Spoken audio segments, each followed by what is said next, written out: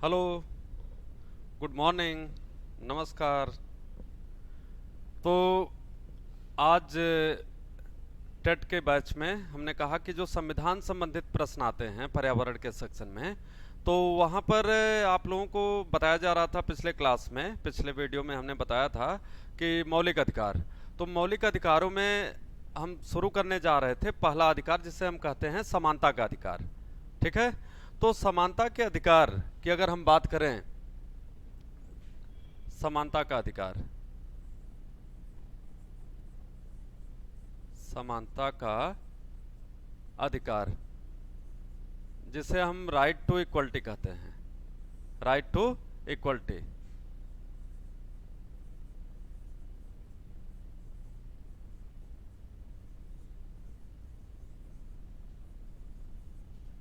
Right to equality.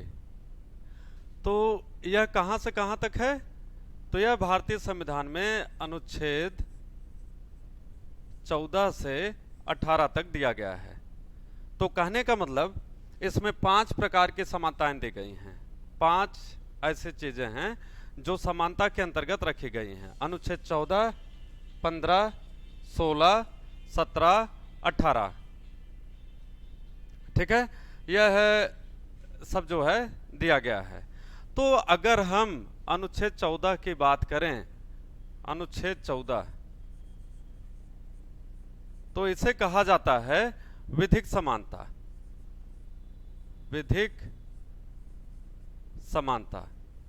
विधिक समानता को हम लोग कह सकते हैं कानूनी समानता। इसे कहा जा सकता है कानूनी समानता। तो यह जो कानूनी समानता या विधिक समानता दिया गया है, इससे या लीगल इक्वलिटी की हम बात कर सकते हैं कि लीगल इक्वलिटी दिया गया है। तो यह है अनुच्छेद 14 में 2 रूपों में दिया गया है। और यह जो 2 पार्ट हैं, इसमें एक पार्ट ब्रिटेन के संविधान से लिया गया है, ब्रिटेन के, और एक जो पार्ट है इसका, यह अमेरिका के संविधान से लिया गया है। मतलब कि अनुच्छेद 14 की अगर हम व्याख्या देखें तो यह जो है 2 देशों के संविधान से प्रभावित है।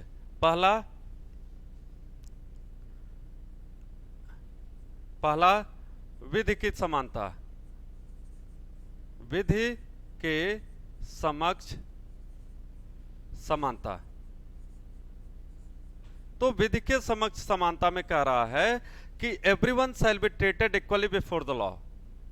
Everyone shall be treated equally before the law. It means that no one shall be discriminated on the ground of caste, class, gender, color, sex, creed, etc.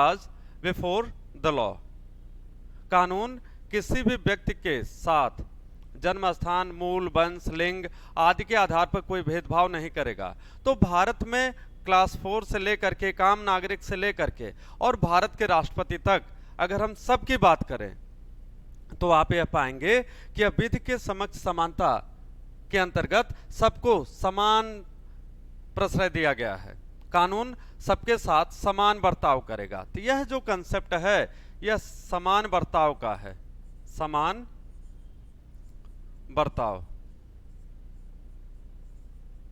कानून सबके साथ समान बर्ताव करेगा, समानता का सिद्धांत का पालन करेगा। और यह जो कंसेप्ट दिया गया है, ध्यान रखिएगा, यह है ब्रिटेन में डायसी के कंसेप्ट से प्रभावित है। एक विद्वान थे डायसी, जो संविधान विशेषज्ञ थे। ब्रिटिश संविधान के एक प्रमुख विशेषज्ञों में नाम आता है डायसी का। किसका? डायसी। तो डायसी ने यह कंसेप्ट दिया हुआ था विधि के समक्ष समानता अथवा समान बर्ताव का जो कंसेप्ट है। तो विधि के समक्ष समानता means everyone shall be treated equally before the law. तो यह जो कंसेप्ट है यह हमने कहा डायसी के द्वारा प्रेरित किया गया है। और दूसरा जो पॉइंट है इसके अंतर्गत वह है विधि का समान संरक्षण। विधि का समान संरक्षण। तो पहला हमने कहा कि यह इंग्लैंड से प्रभावित है, इंग्लैंड से, और यह जो है अमेरिका के संविधान, अमेरिका अमेरिका के संविधान से प्रभावित है। तो इसको आपको ध्यान रखना है कि विधि का समान संरक्षण यह कहां से प्रभावित है, तो कह रहा है अमेरिका के संविधान से। ठीक है, इसमें क्या कहा जा रहा है, इसके अंतर्गत यह कहा जा रहा है कि कोई भी व्यक्ति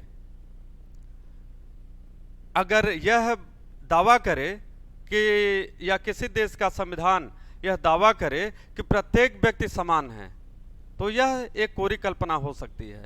तो मतलब यह अमेरिका का संविधान और नजदीक जा रहा है कानूनी समानता देने में, और वह कह रहा है समान लोगों में समानता, वह कह रहा है समान लोगों में समानता। तो कहता है कि equality can be established only among the equals, equality can be established only among the equals. समान लोगों में समानता के सिद्धांत को स्थापित किया जा सकता है, दो असमान लोगों में कभी समानता नहीं हो सकती है।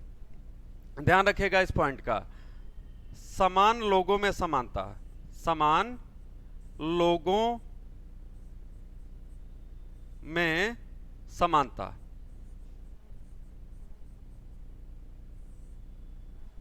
फिर कहता है कि दो असमान लोगों में, दो असमान लोगों में कभी भी समानता स्थापित नहीं की जा सकती है, नहीं की जा सकती। बात समझ में आ रही होगी आप लोगों को। तो कह रहा है कि दो असमान लोगों में कभी भी समानता स्थापित नहीं की जा सकती है। इसका सीधा सा तात्पर्य हुआ कि ब्रिटेन का संविधान जो यह दावा करता है कि सभी व्यक्ति समान हैं, तो अमेरिका का संविधान व्यक्तियों के बैकग्राउंड का भी ध्यान दे रहा है और कह रहा है कि एक व्यक्ति जो समाज में उच्च पद पर आसीन है और एक व्यक्ति जो बहुत गरीब है, तो दोनों में समानता कैसे स्थापित हो सकती है। तो इसलिए अमेरिका का संविधान कहता है कि जो कमजोर वर्ग है, जो वंचित वर्ग है, जो डिप्राइव्ड सेक्शन है, उसको विशेष संरक्षण प्रदान करने की जरूरत है। क्लियर है, बात समझ में आ रही होगी। यहां पर कहता है जो कमजोर वर्ग है, जो वंचित वर्ग है, जो डिप्राइव्ड है, जिससे समाज में हम कहते हैं मार्जिनलाइज्ड है, हाशियाकरण के स्थिति में है, तो कहता है कि ऐसे लोगों के साथ कानून को विशेष सहायता कानून के द्वारा मिलनी चाहिए। ठीक है, तो यह अमेरिका का संविधान यहां पर कहता है। ठीक, तो दोनों ही बातें अपने अपने रूप में बड़ी स्पष्ट हैं। ब्रिटेन का संविधान कहता है कि प्रत्येक व्यक्ति, चाहे वह है एक गरीब आदमी से लेकर के और राजा तक हो, सर्वोच्च पदासीन व्यक्ति हो, वह दोनों समान हैं, कानून किसी के साथ कोई भेदभाव नहीं करेगा। लेकिन अमेरिका का संविधान बहुत स्पष्ट रूप से कहता है कि समानता कभी भी दो असमान व्यक्तियों में स्थापित नहीं हो सकती है। समानता स्थापित करने के लिए यह जरूरी है कि दोनों ही व्यक्ति जो है समान स्थिति में हो। अगर समान नहीं है तो जो कमजोर वर्ग है, जो वंचित वर्ग है, जो डिप्राइव्ड वर्ग है, उसे कानून के द्वारा विशेष संरक्षण उपलब्ध होना चाहिए। इसलिए कहा जाता है कि इंग्लैंड के संविधान ने जो विधि के समक्ष समानता का विचार दिया है यह नकारात्मक है। तो आपसे पूछा जा सकता है निम्नलिखित में से कौन नकारात्मक है, तो इंग्लैंड के संविधान में जो विधि के समक्ष समानता का विचार दिया गया है यह नकारात्मक या निगेटिव कंसेप्ट पर आधारित है। यह है नकारात्मक अथवा निगेटिव कंसेप्ट पर आधारित है। ठीक है, और दूसरा जो अमेरिका के संविधान का मामला है जो कह रहा है कि विधि का समान संरक्षण, यह सीधा सीधा स्पष्ट रूप से यहां पर इस बात को परिभाषित करता है कि यह सकारात्मक है। सकारात्मक, इसमें व्यक्ति के बैकग्राउंड का भी ध्यान दिया जा रहा है कि अगर व्यक्ति गरीब है तो कानून का यह दायित्व है उस कमजोर वर्ग के व्यक्ति को विशेष संरक्षण प्रदान किया जाए, उसको विशेष छूट दी जाए, विशेष राहत दी जाए, उसका ज्यादा देखभाल की जाए, उसका ज्यादा केयर किया जाए। और इस तरीके से जाकर के दोनों ही जो यह परिभाषाएं हैं, दोनों ही जो कंसेप्ट हैं विधिक समानता के, यह भारतीय संविधान के अनुच्छेद 14 के अंतर्गत स्थापित किए गए हैं। तो हमारे संविधान निर्माताओं का बड़ा सीधा सीधा सा मामला था कि भारत में चाहे वह ब्रिटिश कंसेप्ट है या अमेरिका का, जो बेहतर है, जिस परिस्थिति में बेहतर है, उसको परिस्थितियों का ध्यान रखते हुए और उसको स्थापित किया जाए। तो इसलिए हमने दोनों ही सिद्धांत को अडॉप्ट किया हुआ भारतीय संविधान के अंतर्गत। ठीक है, तो अब आपका यह अनुच्छेद 14 जो है क्लियर होता है, लेकिन इसमें एक महत्वपूर्ण बात यह है कि अनुच्छेद 14 जो विधिक समानता का कंसेप्ट है, यह देशी एवं विदेशी दोनों ही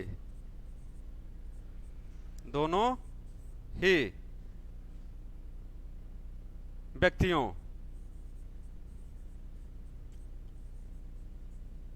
को प्राप्त है। इसका मतलब यह है कि अगर हम इसकी बात करें तो यह जो है, आप देखेंगे कि चाहे कोई भारतीय नागरिक हो अथवा किसी अन्य देश का हो, वह है, दोनों को यह प्राप्त है। भारत में अगर कोई विदेशी व्यक्ति भी किसी अपराध में संलिप्त पाया जाता है, उसके खिलाफ कोई चार्जशीट दाखिल होती है, तो ऐसी स्थिति में आप यह गौर करेंगे कि यह जो कंसेप्ट है, यह कहता है कि भारत में कानून की समानता या विधिक समानता, यह सबको प्राप्त है, चाहे वह भारत का कोई व्यक्ति हो अथवा अन्य देश का व्यक्ति हो। तो पूर्ण रूप से आप देखेंगे कि भारतीय संविधान जो समानता के अधिकार में विधिक समानता की बात करता है, वह अपने आप में एक कंप्लीट वर्जन है, एक पूर्ण परिकल्पना के रूप में यहां पर स्थापित किया गया है। ठीक है, तो यह लाइन जरूर याद करिएगा। तो पूछा जाता है कि निम्नलिखित में से कौन सा समानता का अधिकार देशी एवं विदेशी दोनों ही व्यक्तियों को प्राप्त है।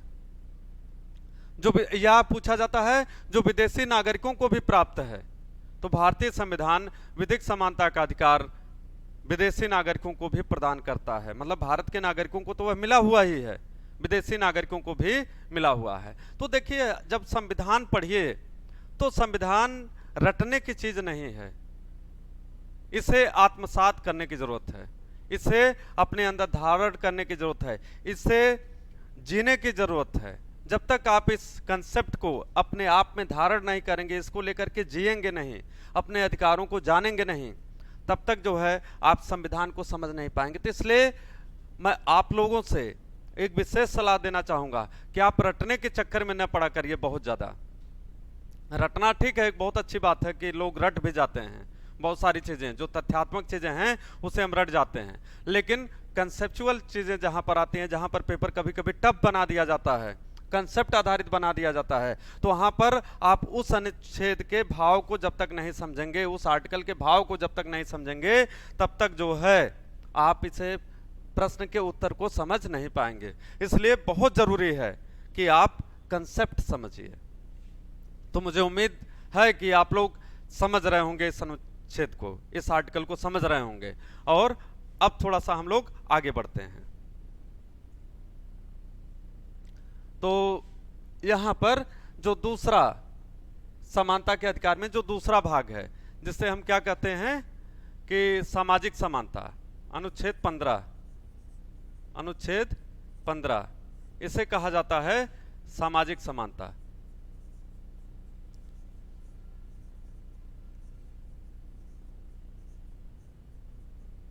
सामाजिक समानता शॉर्ट में। तो हम इसे यह भी कह सकते हैं कि किसी भी व्यक्ति के साथ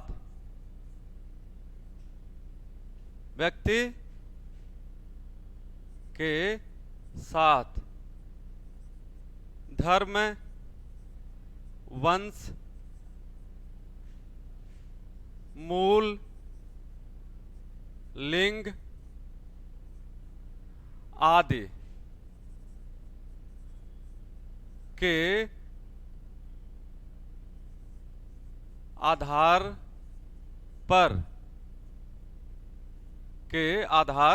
पर कोई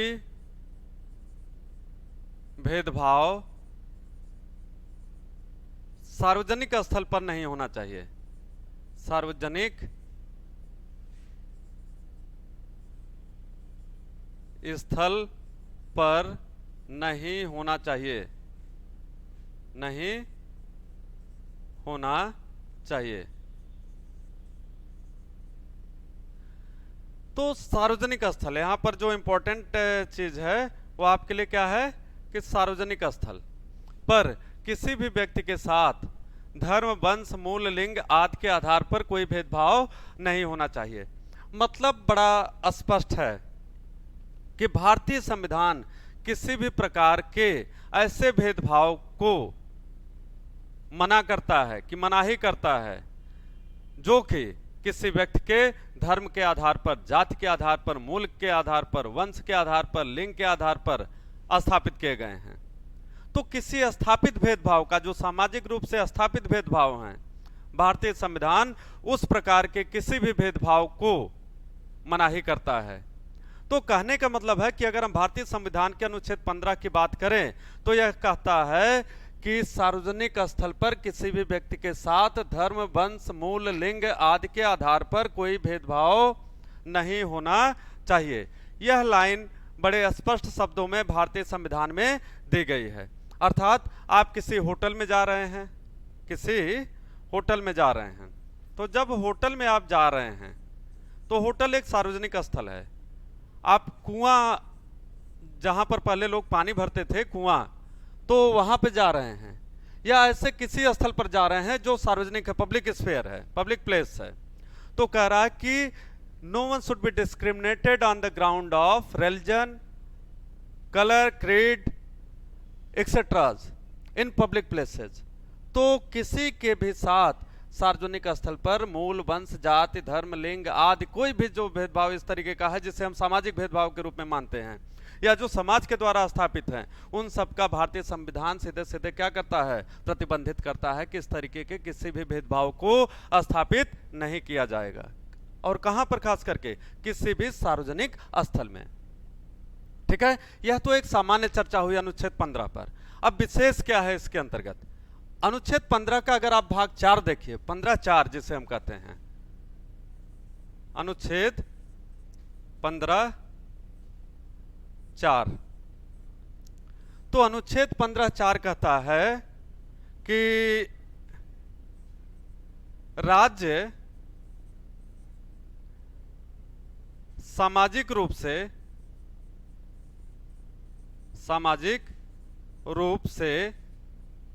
पिछड़े हुए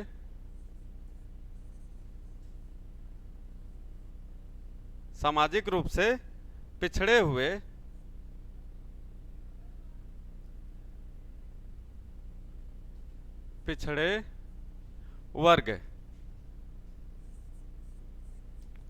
के उत्थान हेतु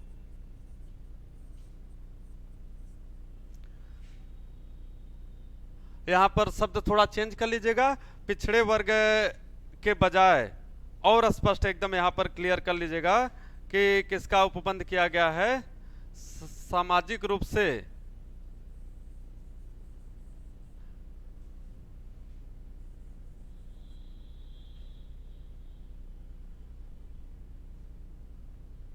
पिछड़े SC ST वर्ग, SC ST वर्ग, अनुसूचित जात एवं अनुसूचित जनजाति वर्ग के उत्थान हेतु विशेष उपबंध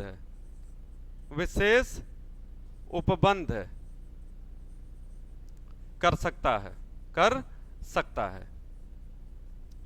मतलब अगर हम यह बात करें तो यहां पर एक जो विशेष चीज दिख रही होगी आप लोगों को, वह है एक कंसेप्ट कि आरक्षण। कहने का मतलब है कि सार्वजनिक रोजगार में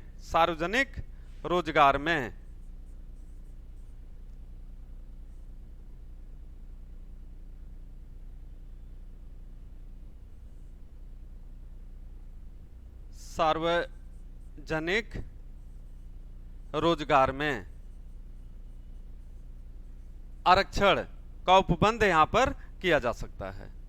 तो जब आप पूछते हैं कि आरक्षण कहां पर दिया गया अनुसूचित जाति अनुसूचित जनजाति के लिए, भारतीय संविधान में आरक्षण का उपबंध कहां किया गया है, तो ध्यान से देखिए, जब भारतीय संविधान बनाया गया उसी समय भारत में एससी और एसटी के लिए, अनुसूचित जाति एवं अनुसूचित जनजातियों के लिए अनुच्छेद 15(4) के अंतर्गत राज्य को यह अधिकार दिया गया कि वह उनके उत्थान हेतु विशेष प्रबंध विशेष उपबंध कर सकता है।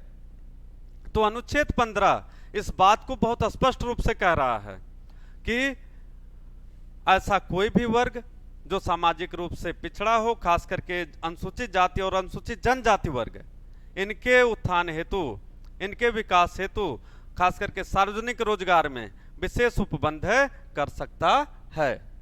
तो अनुच्छेद 15 की यह लाइनें जो है आप बहुत स्पष्ट रूप से, बहुत क्लियर कट तरीके से अपने अंदर आत्मसात कर सकते हैं कि अनुच्छेद 15 वास्तव में देखा जाए तो क्या क्या चीजें इसके अंतर्गत दी गई हैं। तो कभी कभी पूछा जा सकता है कि अनुसूचित जाति अनुसूचित जनजाति हेतु आरक्षण का उपबंध भारतीय संविधान के किस अनुच्छेद में किया गया है, तो आपको यहाँ पर अनुच्छेद 15(4) में इसकी चर्चा की गई है। ठीक है, और अनुच्छेद 15 की अगर हम बात करें तो वह एक सामान्य तरीके का जो सामाजिक भेदभाव होता है उसके समाप्ति की बात करता है, जिसमें कहा गया है कि धर्म, वंश, मूल, लिंग आदि के आधार पर कोई भेदभाव नहीं किया जाता। तो कुछ लोग कहते हैं कि अगर भारतीय संविधान का अनुच्छेद 15 किसी के साथ किसी भी प्रकार के भेदभाव का प्रतिबंध करता है तो फिर अनुच्छेद 15(4) क्यों दिया गया है, क्योंकि यहाँ पर तो एक वर्ग खास करके एससी एसटी के लिए विशेष उपबंध की बात की गई है। तो आप यह यहाँ पर ध्यान दीजिएगा कि यह जो अवधारणा है यह सकारात्मक भेदभाव पर आधारित है। सकारात्मक भेदभाव पर आधारित है। सकारात्मक भेदभाव पर आधारित है। तो यह जो सकारात्मक भेदभाव है इसको हम क्या कह सकते हैं कि पॉजिटिव डिस्क्रिमिनेशन पर आधारित है। इस पॉजिटिव डिस्क्रिमिनेशन का मतलब होता है कि हम भेदभाव तो कर रहे हैं, किसी एक वर्ग के उत्थान के लिए यहाँ पर राज्य बात कर रहा है कि संविधान ऐसा करने का उसे अधिकार देता है कि वह विशेष वर्ग के उत्थान के लिए, खास करके अनुसूचित जाति अनुसूचित जनजाति के वर्ग के लोगों के उत्थान हेतु उपबंध कर सकता है। लेकिन जो महत्वपूर्ण चीज यह है कि यह कंसेप्ट कोई नेगेटिव कंसेप्ट नहीं है, यह है किसी देश के विकास हेतु, राज्य के विकास हेतु एक आवश्यक तत्व के रूप में स्थापित किया गया है कि अगर किसी राष्ट्र का विकास होना चाहिए तो वहां का जो सबसे वंचित वर्ग है उसके भी विकास के लिए एक उपबंध यहाँ पर होना चाहिए। तो यह अनुच्छेद 15(4) में यह बातें की गई हैं। ठीक है, तो अनुच्छेद 14 जो कानूनी समानता की बात करता है, अनुच्छेद 15 जो कि सामाजिक समानता की बात करता है, 15(4) जो अनुसूचित जाति अनुसूचित जनजाति के लिए विशेष उपबंध की बात करता है। यह सारी चीजें आपको यहाँ पर इस अनुच्छेद के अंतर्गत दी गई हैं। इस चीज को आपको ध्यान देना है। आगे चला जाए तो मुझे उम्मीद है आप लोगों को अनुच्छेद 14 और 15 जो समानता के अधिकार में अनुच्छेद 14 और 15 दिया गया है यह समझ में आ रहा होगा। ठीक है, आगे अनुच्छेद 16, अनुच्छेद 16, अनुच्छेद 16 को अगर हम शॉर्टकट में लिखें या दो शब्दों में लिखें तो यहां पर आर्थिक समानता की बात की गई है। आर्थिक समानता की बात की गई है। ठीक है, 16 के अंतर्गत आर्थिक समानता स्थापित करने की बात की गई है। तो यह जो आर्थिक समानता स्थापित करने की बात की गई है तो कहता है कि राज्य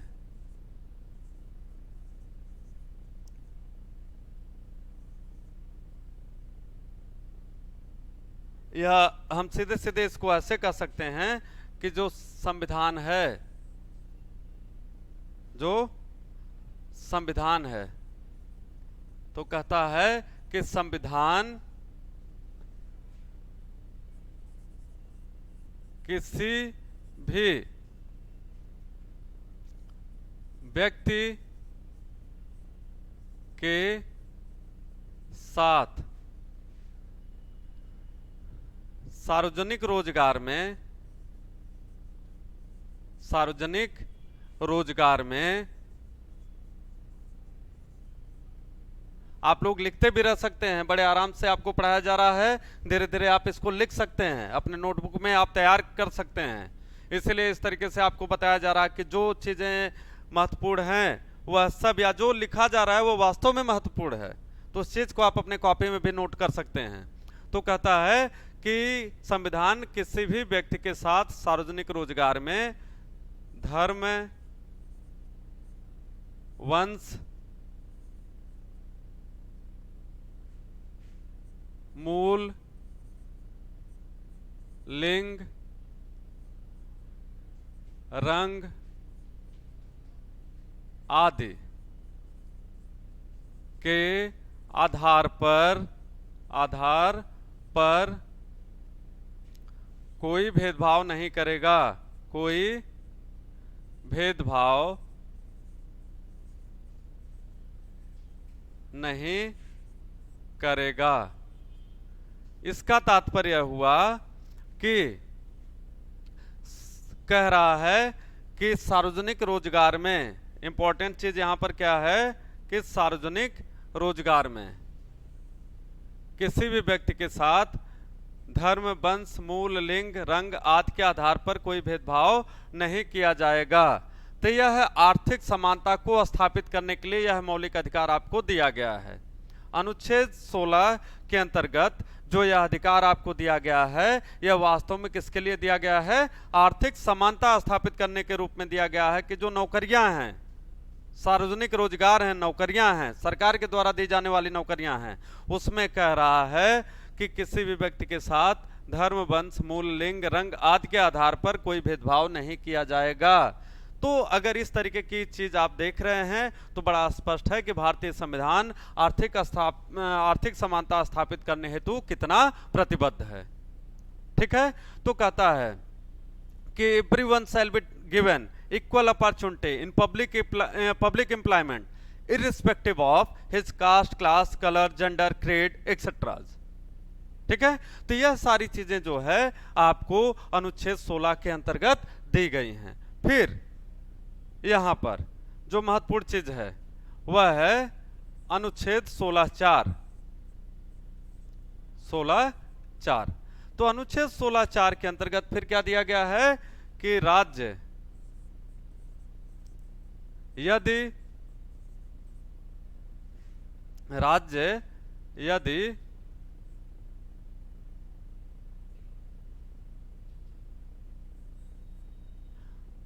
आवश्यक समझे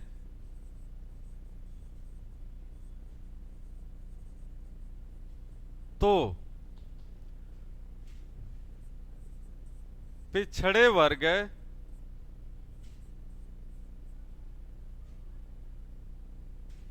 के आर्थिक उत्थान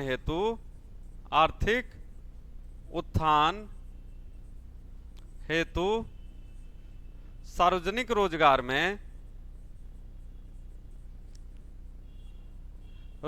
में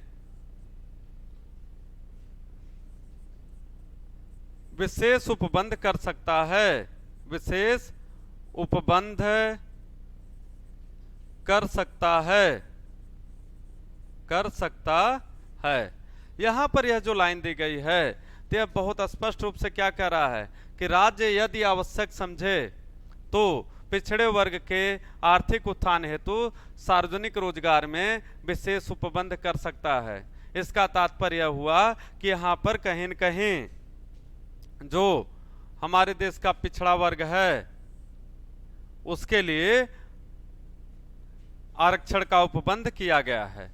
तो जो नौकरियों में आरक्षण की बात आती है, नौकरियों में आरक्षण और खास करके पिछड़े वर्ग हेतु, तो वह कहां पर दिया गया है? अनुच्छेद 16(4) के अंतर्गत।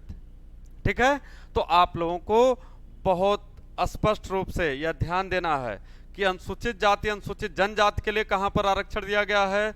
फिर पिछड़े वर्ग के लिए कहां पर आरक्षण की व्यवस्था की गई है, यह चीजें आपको यहां पर एकदम लर्न करनी है, समझना है, उसको आत्मसात करना है। और यह भी जो कंसेप्ट है यह किस पर आधारित है, यह किस पर आधारित है? तो आंसर होगा सकारात्मक विभेद, सकारात्मक विभेद के सिद्धांत पर आधारित है, सिद्धांत पर आधारित है। तो सकारात्मक विभेद का यह जो सिद्धांत है यह भारतीय संविधान में जो दिया गया है वह इस बात को लेकर के पूर्ण रूप से प्रतिबद्ध है कि हम समानता तो देंगे, आर्थिक समानता देंगे, प्रत्येक वर्ग के उत्थान हेतु आर्थिक समानता देंगे, लेकिन जहां पर जरूरत होगी वहां पर उस वर्ग के लिए, पिछड़े वर्ग के लिए हम विशेष उपबंध करेंगे। मतलब राज्य का यह दायित्व तो होगा कि पिछड़े वर्ग के उत्थान हेतु विशेष उपबंध करे। तो यहां पर अनुच्छेद 15 की जो लाइनें थी कंसेप्ट एकदम उसी आधार पर है, लेकिन वहां पर सामाजिक समानता की बात की गई है, इसमें आर्थिक समानता की बात की गई है। अनुच्छेद 15(4) में SC/ST के लिए बात की गई है, अनुच्छेद 16(4) में OBC के लिए बात की गई है, तो अन्य पिछड़े वर्ग की बात की गई है। तो इस तरीके से आप देखेंगे कि 14 में कानूनी समानता, विधिक समानता की बात की गई, 15 में सामाजिक समानता की बात की गई, अनुच्छेद 16 के अंतर्गत आर्थिक समानता की बात की गई। अब हम लोग आगे चलते हैं। हमने कहा कि नोट करते रहिए, आपको लिखने के लिए पर्याप्त टाइम यहां पर मिल रहा होगा, इसीलिए अभी थोड़ी स्पीड मैंने धीमी रखी है कि ताकि आप लोग लिखते भी रहें और इसको नोट करते रहिए, अपने कापियों में समझते रहिए। और प्रश्न जो है बड़े महत्वपूर्ण प्रश्न आपके अदर एग्जाम से जितने भी हैं, वनडे से लेकर के सिविल तक, टेट तक, सभी में प्रश्न यहां से पूछे जाते हैं। बस प्रश्नों के लेवल का अंतर होता है कि जब हम कभी टेट या वनडे एग्जाम्स में जाते हैं तो कभी कभी क्या होता है कि एक सामान्य स्तर का प्रश्न पूछ लिया जाता है, लेकिन यह भी आप ध्यान दीजिए कि जब कभी आप SSC देते हैं, जब आप कभी SI देते हैं, तो वहां पर प्रश्न का जो नेचर होता है कभी कभी थोड़ा कंसेप्ट बेस्ड होता है। और जब कंसेप्ट बेस्ड प्रश्न होते हैं तो हमने कहा इसीलिए तब जरूरत होती है कि नहीं, हमें डिटेल में पढ़ने की जरूरत है संविधान को। जो अनुच्छेद आप पढ़िए, जो महत्वपूर्ण अनुच्छेद हैं, आपको 395 अनुच्छेद नहीं रटने हैं, नहीं याद करने हैं, लेकिन ऐसे 100 अनुच्छेद कम से कम महत्वपूर्ण हैं जो आपके एग्जाम में कभी न कभी पूछे जाते रहे या पूछे जाएंगे। ठीक है, तो कौन सा पूछा जाएगा उन 100 में, तो ऐसा गारंटी के साथ कोई नहीं कर सकता है, लेकिन यह सही है कि अगर 100 को आपने ठीक से समझ लिया तो इस बात का मैं दावा कर सकता हूं कि आपको प्रश्न जो है इससे बाहर जो है नहीं जाएगा और आप अपने जो पॉलिटी का सेक्शन है उसको 100% करने की स्थिति में होंगे। ठीक है, इसके बाद अब थोड़ा सा आगे चलते हैं। तो आगे हम लोग देखते हैं अनुच्छेद 17 जिसे कहा जाता है abolition of untouchability. Abolition of untouchability,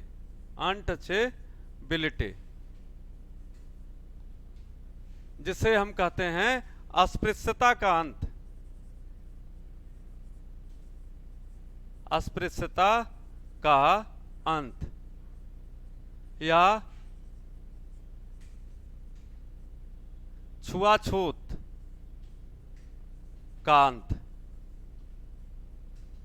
तो जो अस्पृश्यता का अंत या छुआछूत का अंत है, यह भारतीय संविधान किसी भी प्रकार के अस्पृश्यता अथवा छुआछूत जो जन्म के आधार पर स्थापित किया गया था समाज के द्वारा, तो कहता है इस तरीके के किसी भी भेदभाव का या छुआछूत का भारतीय संविधान क्या करता है, अंत करता है। तो कहने का मतलब है कि छुआछूत का जो अपराध है यह भारतीय संविधान इसको एक दंडनीय अपराध मानता है, यह दंडनीय अपराध के अंतर्गत माना जाएगा। किसी भी रूप में हम छुआछूत की प्रैक्टिस नहीं कर सकते हैं। या हम यह कह सकते हैं कि छुआछूत से तात्पर्य क्या होता है, जैसे हम किसी भी रूप में किसी को उसके जाति के आधार पर गाली नहीं दे सकते हैं, हम किसी भी व्यक्ति को उसके जाति के आधार पर किसी चीज में भागीदार होने से रोक नहीं सकते हैं।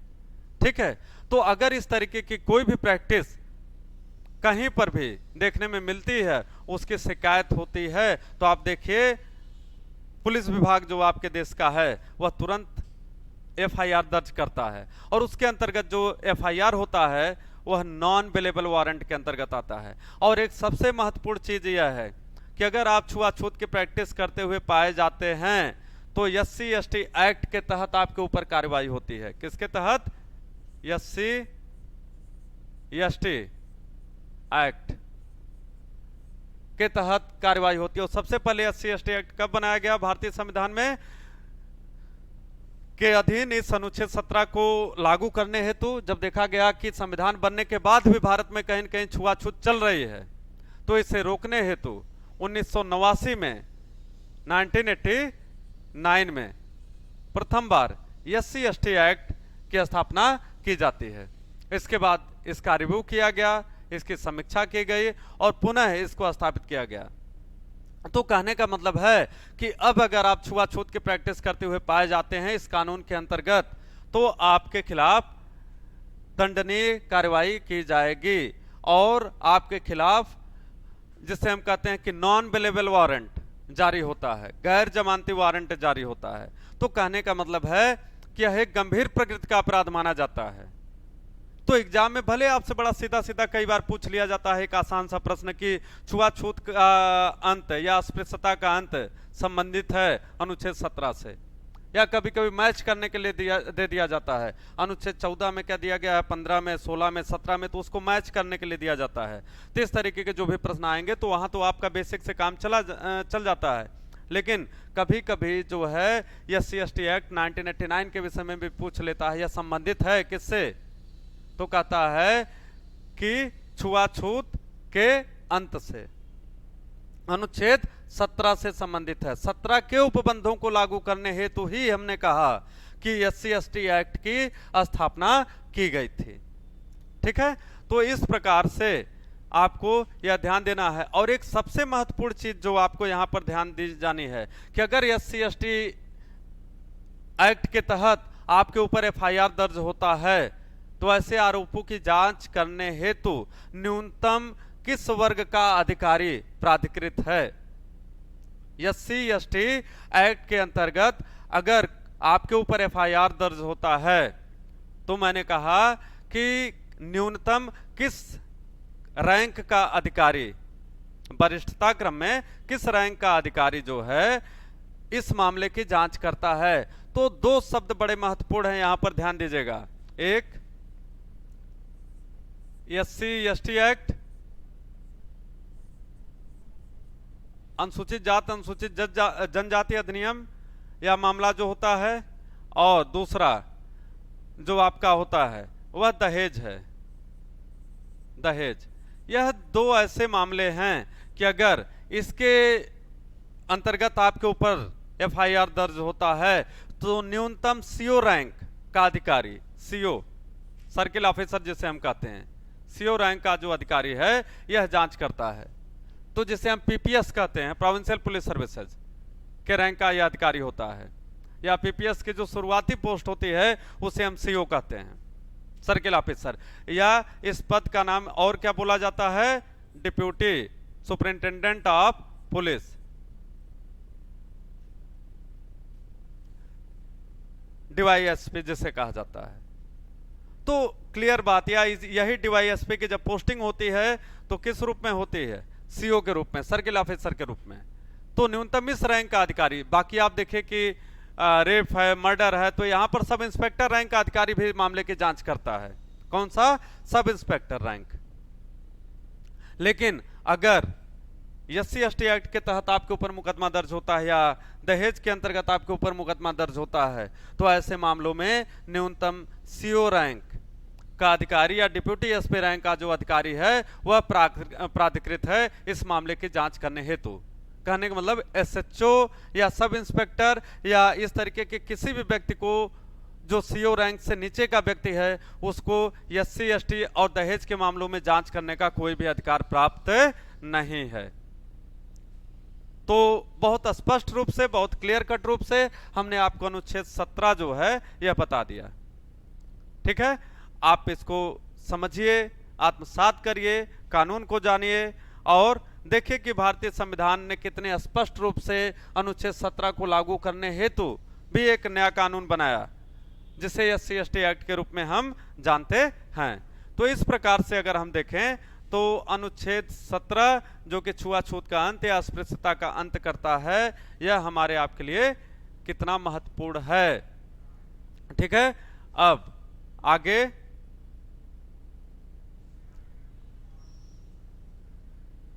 अगर हम देखें तो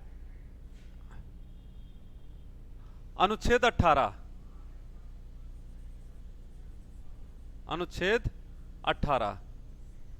जिसे कहा जाता है उपाधियों का अंत, उपाधियों का अंत, एबोलिशन ऑफ टाइटल्स, इसे क्या कहा जाता है? एबोलिशन ऑफ टाइटल्स,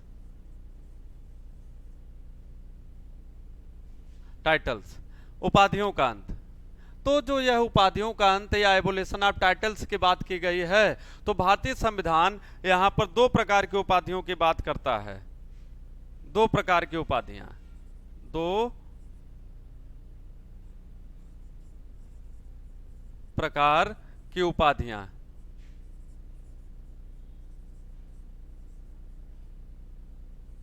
का वर्णन किया गया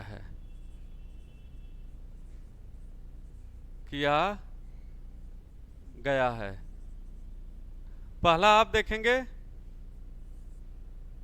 तो सैन्य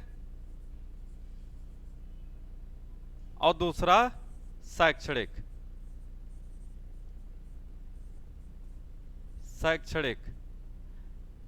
उपाधि,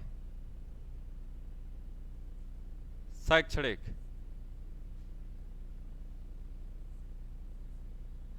तो यह जो सैन्य या शैक्षणिक उपाधियों की चर्चा की गई है, तो सैन्य उपाधियों के अंतर्गत आप देखते हैं कि पुलिस सेवा मेडल मिलता है, परमवीर चक्र मिलता है, अशोक चक्र मिलता है, शौर्य चक्र मिलता है। तो भारतीय संविधान कहता है कि इस तरीके के जो भी उपाधियां हैं वह सब किसके अंतर्गत आते हैं? सैन्य उपाधियों के अंतर्गत आती हैं। सैन्य उपाधियों के अंतर्गत आती हैं जो सेना के द्वारा, पुलिस के द्वारा विशेष योगदान के लिए दी जाती हैं अपने कैडेट्स को। इससे कौन सी उपाधि कहेंगे? तो कहा जा रहा है कि सैन्य उपाधि के अंतर्गत आता है, सैन्य उपाधि के अंतर्गत आता है। ठीक है, लेकिन अगर दूसरी उपाधि की हम बात करें शैक्षणिक, तो शैक्षणिक के अंतर्गत आप देखेंगे कि भारत रत्न, पद्म विभूषण,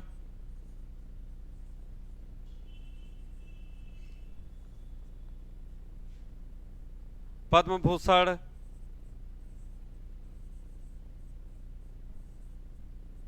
पद्मश्री,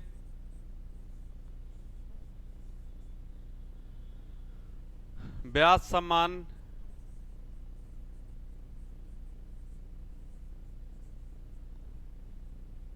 द्रोणाचार्य पुरस्कार,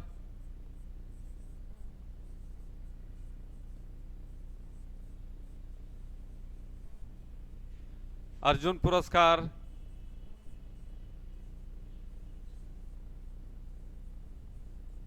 आदि जितने भी इस तरीके के पुरस्कार हैं वह सब किसके अंतर्गत आते हैं? शैक्षणिक के अंतर्गत आते हैं। द्रोणाचार्य पुरस्कार को लेकर के आपके मन में डाउट होगा, तो देखिए खेल शिक्षा से जुड़ा हुआ है। यह सर्वोच्च प्रशिक्षक को दिया जाता है। मतलब खेल के क्षेत्र में जो प्रशिक्षक होते हैं, कोचेज होते हैं, तो जो बेहतरीन प्रशिक्षक होता है प्रत्येक वर्ष जो जिसे घोषित किया जाता है, उसे कौन सा पुरस्कार दिया जाता है? तो कहता है द्रोणाचार्य। तो एक खेल शिक्षा के लिए है। यह भी शिक्षा शब्द यहाँ पर जुड़ा हुआ है, एजुकेशन से जुड़ा हुआ है। दूसरा अर्जुन पुरस्कार, तो हमने कहा कि यह किसी भी क्षेत्र में सर्वोच्च खिलाड़ी को दिया जाता है। जो उस वर्ष का सर्वश्रेष्ठ खिलाड़ी होता है तो उसको कौन सा पुरस्कार दिया जाता है? अर्जुन पुरस्कार। तो कह रहा है कि इन उपाधियों को छोड़ करके बाकी किसी भी उपाधि का भारतीय संविधान प्रतिषेध करता है, निषेध करता है, प्रतिबंधित करता है। भारत में किसी प्रकार की कोई भी उपाधि जो इन उपाधियों के इतर है, इससे अलग है, सैन्य एवं शैक्षणिक के, वह कोई भी उपाधि दी नहीं जा सकती। जैसे महाराजा, राजा, चौधरी आदि जो टाइटल्स होती थी पहले मुगल काल में, अंग्रेजों के पीरियड में हम देखते हैं तमाम उपाधियां लोग धारण करते थे, उन तमाम प्रकार की उपाधियों का अंत कर दिया गया है। और ध्यान से देखिएगा कि यह कोई भी पुरस्कार बिना, अगर वह केंद्र का है तो बिना राष्ट्रपति के अनुमति के इसे नहीं लिया जा सकता है। मतलब अगर कोई भारतीय नागरिक विदेश में कहीं सेवा दे रहा हो, भारतीय नागरिक विदेश में कहीं कोई सेवा दे रहा हो, तो उसे भी जब भी कोई पुरस्कार लेना होगा तो उसे यहां से अनुमति लेनी पड़ेगी। दूसरी बात कि अगर कोई विदेशी व्यक्ति भारत में, भारत सरकार की सेवा में नियुक्त किया गया है, तो अब भी अपने देश से जहां का वह रहने वाला है, वहां से जब कोई पुरस्कार लेगा तो उसी स्थिति में ले सकता है जब वह इस देश के राष्ट्रपति से परमिशन लिया हुआ है। या कोई भारतीय नागरिक जो भारत का नागरिक है, वह किसी अन्य देश से जब कोई पुरस्कार उसे प्राप्त हो, वह लेना चाहता हो, तो जब तक कि भारत के राष्ट्रपति की अनुमति नहीं मिलेगी तब तक वह इन पुरस्कारों को ले नहीं सकता है। तो यह तमाम चीजें जो इस अनुच्छेद 18 के अंतर्गत दी गई हैं। तो इस प्रकार हम देखते हैं कि यह समानता का अधिकार जो है, भारतीय संविधान के अंतर्गत जो समानता का अधिकार दिया गया है, यह है आज पूरा हुआ। तो आज के लेक्चर के लिए समानता का अधिकार, आप ये 5वां अनुच्छेद जो है कायदे से पढ़ जाइएगा, इसको आत्मसात कर जाइएगा। अब बाकी स्पीड और तेज होगी और ज्यादा चीजें एक दिन में आपको बताए जाएंगे, लेकिन शुरू में थोड़ा सा आप समझने की स्थिति में रहिए। और इस कोरोना के दौर में अपना ख्याल रखते हुए, अपने परिवार का ख्याल रखते हुए, बड़े ही गंभीरता के साथ अपने पढ़ाई लिखाई को भी कंटिन्यू रखिए, जारी रखिए। जैसे ही आपकी हैबिट 1-2 दिन में कायदे से पढ़ने की हो जाती है, आपको और अच्छे स्पीड के साथ और अच्छे मटेरियल्स के साथ जो है आगे के क्लासेज आपके चलते रहेंगे। Thank you so much for today. Take care of yourself, your family and others also. Okay, bye bye.